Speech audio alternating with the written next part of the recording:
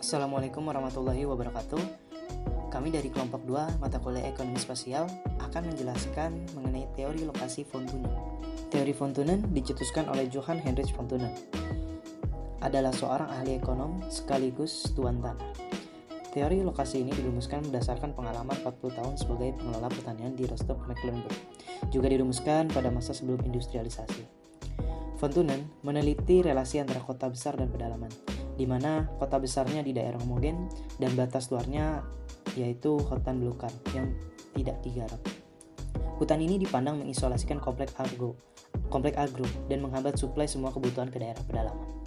Hasil pemikirannya tersebut ditulis dalam buku The Isolated State in Relation to Agriculture. Pada awal abad 19, pada masa itu belum masuk pada era industrialisasi. Kegiatan perekonomian masyarakat sebagian besar berada di sektor pertanian, sehingga memunculkan asumsi teori Thunen. Dan apa saja yang mendasari munculnya teori von Thunen? Pertama, terdapat satu daerah terpencil yang terdiri atas daerah perkotaan dengan daerah pedalaman. Artinya, akan ada satu wilayah yang memasok kebutuhan pokok yang merupakan komoditi pertanian. Yang kedua, daerah perkotaan tersebut merupakan daerah penjualan kelebihan produksi. Artinya bahwa penjualan ditujukan ke pusat kota.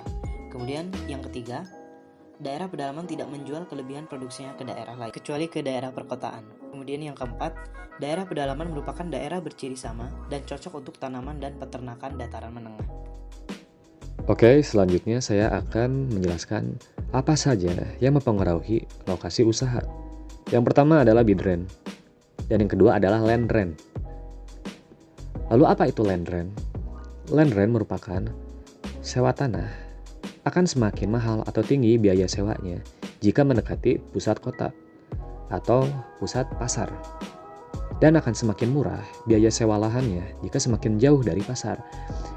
Hal tersebut memiliki kelebihan dan kekurangan. Lalu apa itu bid rent?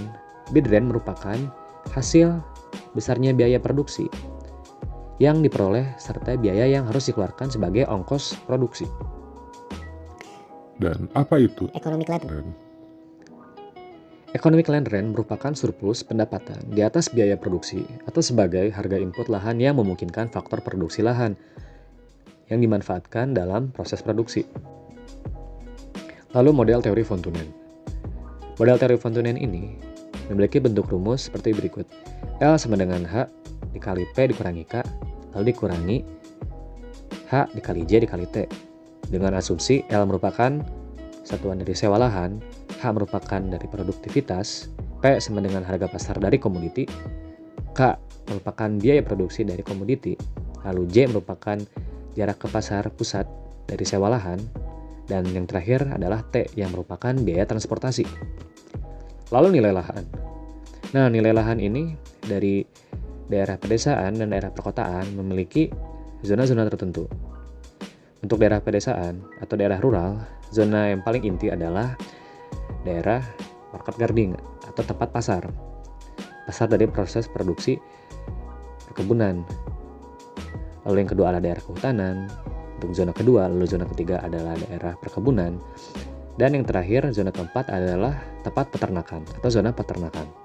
Lalu untuk zona-zona pada nilai lahan di sektor urban, zona pusat atau core-nya adalah CBD, yaitu Central Business District, tempat di mana pusat perdagangan dan jasa. Lalu zona kedua adalah daerah komersial industri. Lalu yang ketiga adalah daerah kediaman atau kompleks dengan pendapatan tinggi atau daerah elit.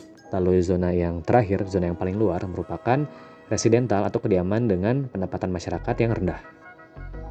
Pada zona konsentris pertanian, pada nomor 1 yaitu merupakan pusat dari zona konsentris tersebut terdapat pertanian insentif. Kemudian pada lapisan kedua terdapat hutan produksi kayu.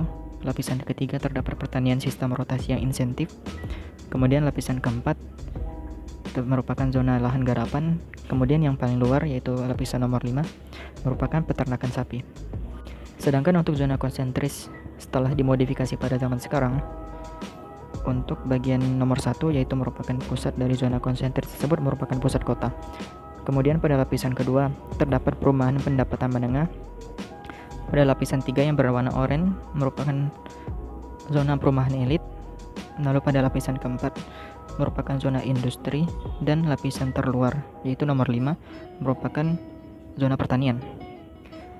Lanjut pada modifikasi teori, Peter Hall pada tahun 1947 mengungkapkan bahwa perencanaan tata guna lahan dalam pembangunan wilayah akan mengakibatkan dampak positif, yaitu konversi tata guna lahan perdesaan menjadi perkotaan. Namun, dampak negatifnya adalah menghambat melonjaknya harga tanah dan pemilikan lain.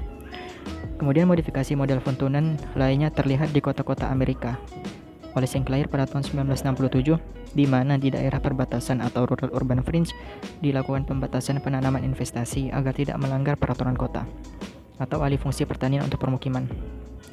Nah, di samping terdapat dua model, yaitu model von Thunen dan model Sinclair. Untuk model von Thunen, untuk pusatnya tetap pada pusat kota. Untuk lapisan pertama terdapat sayuran untuk pasar. Untuk lapisan kedua terdapat pemerahan susu. Lapisan ketiga merupakan bagian pertanian, dan untuk lapisan terluar yaitu lapisan nomor 4 merupakan perumputan. Kemudian untuk model Sinclair, untuk pusatnya sama dengan model von Thunen yang telah dimodifikasi, yaitu merupakan pusat kota. Namun untuk yang lapisan ke-1 hingga ke-4 berbeda. Untuk lapisan yang pertama, lahan dia kuasai para spekulator. Lalu untuk lapisan kedua, petani masa pendek atau spekulan. Untuk lapisan ketiga merupakan petani peralihan atau pelanggar batas, dan lapisan yang terakhir atau yang terluar pada nomor 4 yaitu merupakan pemerah susu. Pada bagian selanjutnya kami membahas studi kasus dengan pemilihan lokasi studi, yaitu berada di Kabupaten Bandung dengan jaraknya terhadap Kota Bandung. Kabupaten Bandung merupakan salah satu wilayah dengan batas administratif terdekat dengan Kota Bandung. Selain itu juga memasok kebutuhan pangan seperti pertanian, perkebunan, dan juga peternakan yang ada di Kota Bandung. Kami membagi zona menjadi 4 bagian. Yang pertama ada klaster perkotaan, yaitu yang berada di Kota Bandung. Lalu kegiatan peternakan yang berada di Kecamatan Soreang. Yang ketiga ada kegiatan pertanian yang berada di Pangalengan.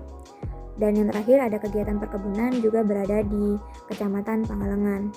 Lalu kami menganalisis nilai lahannya berdasarkan jaraknya terhadap Kota Bandung.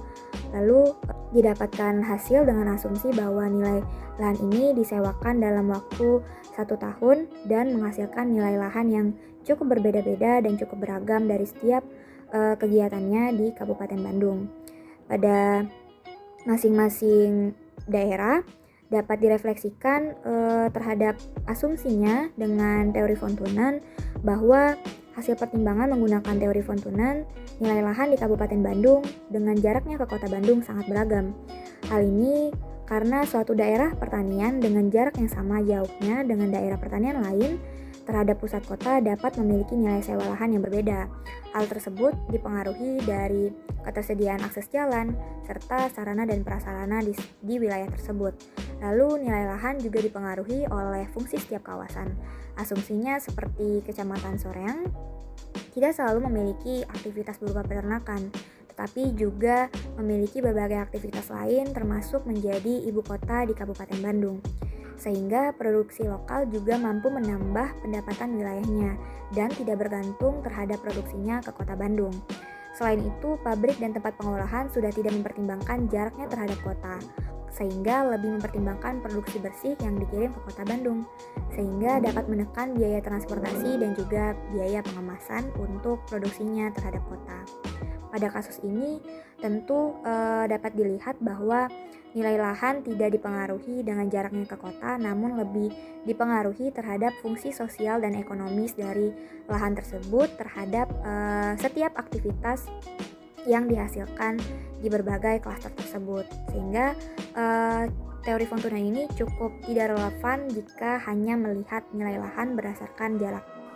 Lanjut ke refleksi teori von Thunen dalam studi kasus. Yang pertama, berdasarkan hasil pertimbangan menggunakan teori von Thunen, nilai lahan di Kabupaten Bandung terhadap dengan jarak Kota Bandung sangat beragam. Yang kedua, suatu daerah pertanian dengan jarak sama jauhnya dengan daerah pertanian lain terhadap pusat kota dapat memiliki nilai lahan yang berbeda. Yang ketiga, nilai lahan dipengaruhi oleh fungsi setiap kawasan. Contoh asumsi, Kecamatan Soreang tidak selalu sebagai daerah yang aktivitasnya berupa peternakan, namun juga memiliki aktivitas lain, juga sebagai ibu kota Kabupaten Bandung. Yang keempat, pabrik dan tempat pengolahan sudah tidak mempertimbangkan jarak ke kota, sehingga lebih mempertimbangkan produksi bersih yang dikirim ke Kabupaten Bandung, sehingga dapat menekan biaya transportasi dan pengemasan. Ada beberapa kritik terhadap teori von Thunen. Yang pertama, model von Thunen merupakan model keseimbangan yang sifatnya parsial dan tidak membuat interrelasi antar variabel yang telah dikhususkan. Yang kedua, tidak mempertimbangkan faktor-faktor non-ekonomis. Yang ketiga, tidak memperhitungkan keanekaragaman luas perusahaan pertanian atau luas pasaran yang tidak menghasilkan ekonomi berskala produksi atau pemasaran sehingga merusak pola yang tertata dari zona-zona tata guna lahan. Ada beberapa kelemahan dari teori von Thunen. Yang pertama, kota yang terpencil secara geografis sangat sulit untuk dijangkau. Yang kedua, biaya transportasi tidak selalu berbanding lurus dengan jarak. Yang ketiga, para petani juga bisa menjual hasil pemasarannya ke daerah atau kota mana saja yang ia inginkan. Yang keempat, para petani tidak dapat mencari profit secara maksimal. Yang kelima, von Thunen hanya memandang kota dari keuntungan ekonomi. Yang keenam, suatu pedesaan dapat memiliki nilai sewa lahan yang tinggi. Dari tinjauan literatur dan studi kasus yang telah dikemukakan, dapat ditarik beberapa kesimpulan. Yang pertama adalah Kabupaten Bandung memiliki keterikatan dengan Kota Bandung dalam hal produksi pangan. Kabupaten Bandung memiliki produk unggulan berupa hasil perkebunan dan pertanian. Pada studi kasus, bertujuan untuk mengetahui nilai sewa lahan di Kabupaten Bandung terhadap nilai fungsinya ke Kota Bandung. Yang kedua, dengan menggunakan asumsi teori von Thunen, bit trend yang ada di Kabupaten Bandung, yaitu di Kecamatan Soreang dan Pangalengan, memiliki nilai yang cukup berbeda di setiap jarak ke Kota Bandung.